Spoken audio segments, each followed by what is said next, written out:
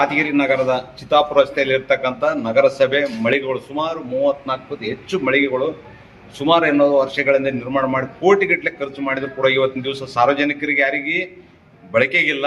ಆಮೇಲೆ ಏನೇನೋ ನಗರಸಭೆ ಕಚೇರಿ ಕಟ್ಟೋ ಟೈಮ್ನಾಗ ಇಲ್ಲಿ ಬಂದ್ಮ್ಯಾಗ ಅವ್ರು ಹೋದ್ಮ್ಯಾಗ ಇಲ್ಲೆಲ್ಲ ರಾತ್ರಿಗೆ ಅನೈತಿಕ ಚಟುವಟಿಕೆ ತಾಣಾಗಿದ್ದೆ. ದಿನನಿತ್ಯ ಮದ್ಯಪಾನ ತಂದು ಸೇವನೆ ಮಾಡ್ತಾರೆ. ಎಲ್ಲಿ ಬಂತಲ್ಲೇ ಏನದ ಮಲ ಮೂತ್ರ ವಿಸರ್ಜನೆ ಮಾಡಿ ಗಬ್ಬೆದ್ದು ಆಗ್ಲಾಗತ್ತದ.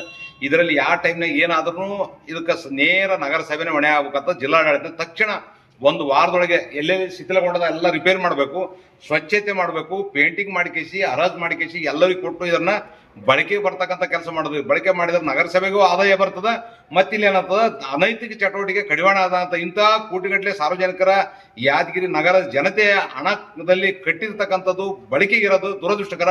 ಇದು ಬಗಲಾಗ ಒಂದು ಆಂಜನೇಯ ದೇವಸ್ಥಾನ ಅದ, ಮತ್ತೆ ನಾವು ಟೆಕ್ಸಿ ಸ್ಟ್ಯಾಂಡ್ನವ್ರು ಇಲ್ಲಿ ಇರ್ತಾರ ಅನ್ನೋದಕ್ಕೋಸ್ಕರ ಇದೊಂದು ಸ್ವಲ್ಪ ಸ್ವಚ್ಛತೆ ಅದ. ಇಷ್ಟೊಂದು ಈ ಮಟ್ಟಕ್ಕೆ ಬಂದಿದೆ. ಇಲ್ಲಾಂದ್ರೆ ಇನ್ನೂ ಕೂಡ ಅನೈತಿಕ ಚಟುವಟಿಕೆ ಹೆಚ್ಚಿ ಅಥವಾ ಎಲ್ಲಿದ್ದರೆ ಮದ್ಯ ಬಾಟ್ಲು ಎಲ್ಲ ಬಿದ್ದಾವ.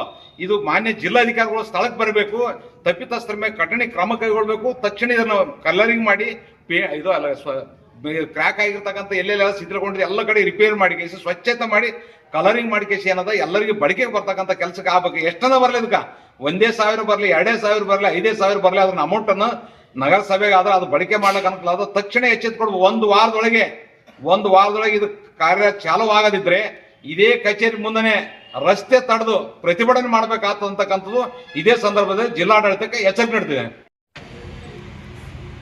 ನಮಸ್ತೆ, ಅಸ್ಸಲಾಂ ವಲೈಕುಂ. ನಾನು ಸಲೀಂ ಶೇಖ್, ಗಿರಿನಾಡು ಟ್ಯಾಕ್ಸಿ ಚಾಲಕರ ತಾಲೂಕು ಅಧ್ಯಕ್ಷ. ಇಲ್ಲಿ ಇದು ನಮ್ಮ ನಗರಸಭೆ ಏನು ಹಳೆದಿತ್ತೈತ್ರಿ, ಇಲ್ಲಿಂದ ಹೊಸ ನಗರಸಭೆ ಆದಮೇಲೆ ಈ ನಗರಸಭೆಗೆ ಯಾರು ನೋಡವಲ್ರು.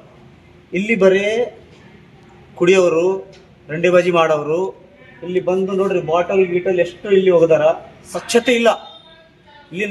ನಾವು ಟ್ಯಾಕ್ಸಿಯವರು ಇಲ್ಲೇ ಇರ್ತೀವಿ, ನಮ್ಗೆ ಸ್ವಚ್ಛತೆ ಬೇಕು. ಇಲ್ಲ ಅಂದರೆ ಉಮೇಶ್ ಅಣ್ಣನ ನೇತೃತ್ವದಲ್ಲಿ ನಾವು ದೊಡ್ಡ ಹೋರಾಟ ಮಾಡ್ತೀವಿ. ಮತ್ತೆ ನಮ್ಗೆ ಇದೆಲ್ಲ ರಿಪೇರಿ ಮಾಡಿ ಕೊಡಬೇಕು.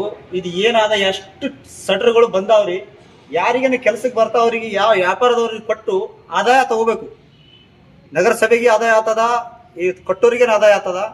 ಅದಕ್ಕೆ ನಾವೆಲ್ಲರೂ ಇಲ್ಲಿ ಗಿರಿನಾಡು ಟ್ಯಾಕ್ಸಿ ಚಾಲಕರು ಮತ್ತು ಉಮೇಶ್ ಅಣ್ಣವರ ನೇತೃತ್ವದಲ್ಲಿ ನಾವಿಲ್ಲಿ ಸ್ವಚ್ಛತೆಗಾಗಿ ಬಂದಿದ್ದೀವಿ. ನೀವು ಎಲ್ಲ ಇದು ಒಂದು ವಾರದೊಳಗೆ ಸ್ವಚ್ಛತೆ ಮಾಡಬೇಕು, ಇಲ್ಲಾಂದ್ರೆ ನಾವು ಉಗ್ರ ಹೋರಾಟ ಮಾಡ್ತೇವೆ ಅಂತ ಹೇಳ್ತೀವಿ. ನಿಮ್ಮ ಹೆಸರು? ಸಲೀಂ ಶೇಖ್. ನಗರಸಭೆ ಇಲ್ಲಿ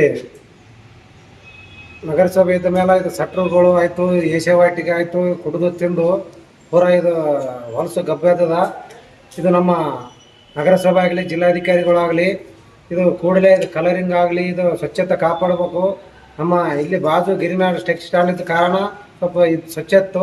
ಈಗ ನಗರಸಭೆ ಹೋದ್ಮೇಲೆ ಇಲ್ಲಿ ಏಷ್ಯಾವಾಟಿಕೆ ನಡೀತದ, ಎಲ್ಲ ಕುಡಿದು ತಿಂದು ಎಲ್ಲ ಗಬ್ಬೆದ್ದು ಬಿಟ್ಟದ.